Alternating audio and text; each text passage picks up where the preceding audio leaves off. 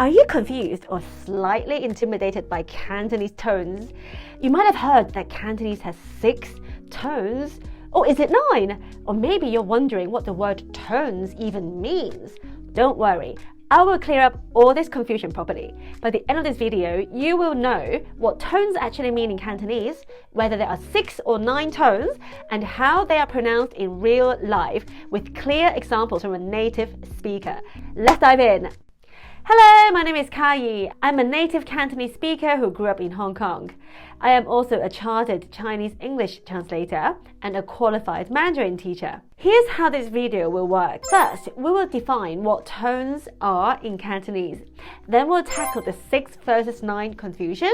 And finally, I will demonstrate all the tones clearly and show you how they are represented in Jyutping, a standard romanization system that writes Cantonese using the Latin alphabet with tone numbers, so you can actually read and apply them. Let's start with part 1. What are tones in Cantonese? So Cantonese is a tonal language.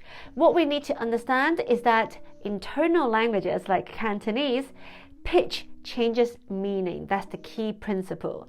And when I say pitch, I simply mean how high or low your voice sounds when you pronounce a syllable. If your voice stays high and steady, that's one pitch pattern. If it rises, falls, or starts low and then moves upward, that's another pitch pattern. In English, we also change pitch, but mostly to express emotion, surprise, or emphasis.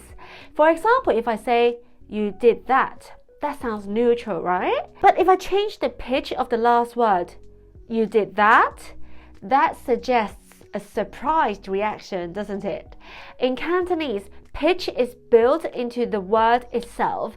Each word, or more accurately, each Chinese character pronounced in Cantonese, has its own pitch pattern, also known as tone in this context.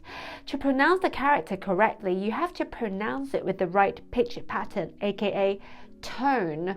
Consider the common everyday word sick, which means to eat.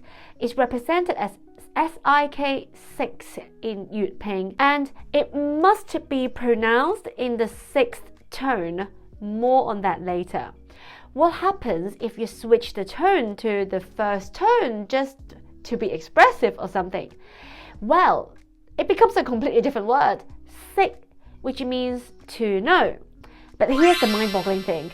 There are actually 26 other characters besides sick that share the same exact pronunciation.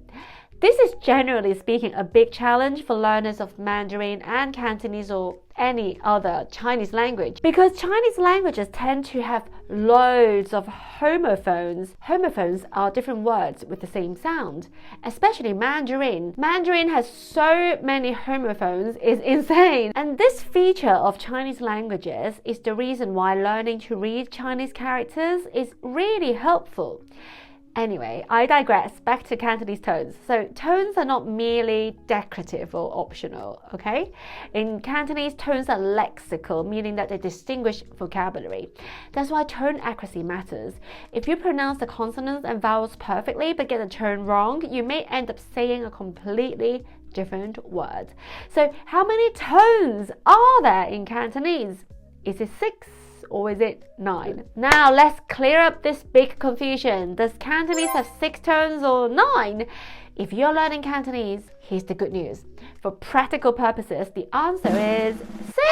So why do some people say 9? Is it just to scare people? Traditionally, Cantonese was characterized as having 9 tones, but modern linguists usually describe it as having 6 distinct pitch patterns, aka tones. The extra 3 tones are what are historically called entering tones. Now that all sounds very technical, so let me show you what that actually means. Entering tones are simply syllables that end in P, T, or K. For example, sick, sup, seat, sick.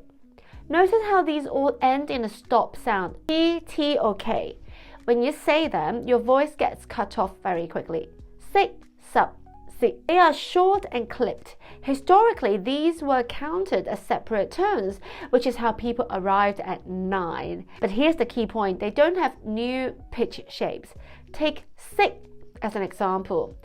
Now compare it to si, which means poem. The pitch contour is the same. It's high and steady. Si, si. The only difference is that si ends in K, so it sounds shorter. Same pitch, different ending. So modern analysis says we don't need to count those separately. They follow the same 6 pitch categories. They are just shorter because of the final consonant. That's why in modern teaching systems, including Jyutping, the romanization system, we describe Cantonese as having 6 tones. So if someone says 9, they're using the traditional historical framework. If someone says 6, they're describing the actual pitch system learners need to master. And from a learner's perspective, 6 is better than 9, right? Unless you really like a challenge. Now that we've settled the 6 versus 9 debate, let's hear the tones themselves, and if you wish, practice speaking them with me. Part 3, demonstration and Jyutping.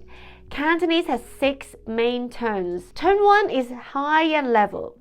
Tone 2 starts high and rises.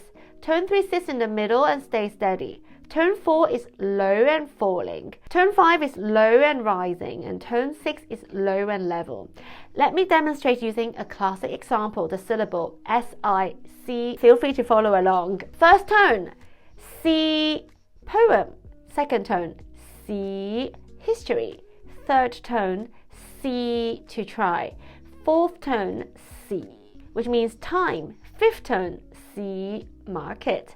Sixth tone, si, matter. So same consonant, same vowel, 6 completely different meanings. The only variable here is the pitch pattern or tone. In the slide, you can see here the syllables and the numbers are Jyutping spellings. Jyutping is the romanization system most commonly used for Cantonese. Some of you might be familiar with Mandarin and its 4 tones. They are represented by accent marks. Ma, as you can see here, ma, it's got that little horizontal stroke above A. So instead of accent marks, Jyutping uses numbers, numerals to represent tones. As you can see here, 1, 2, 3, 4, 5, 6. The number corresponds directly to the tone category. That means tone is built into the spelling.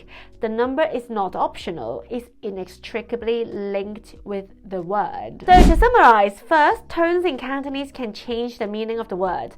Second, historically, people counted 9 tones, but modern analysis recognizes 6 pitch categories or tones. And Jyutping represents those tones clearly using numbers, Arabic numerals. I hope this cleared up the confusion for you and made Cantonese tones slightly less intimidating.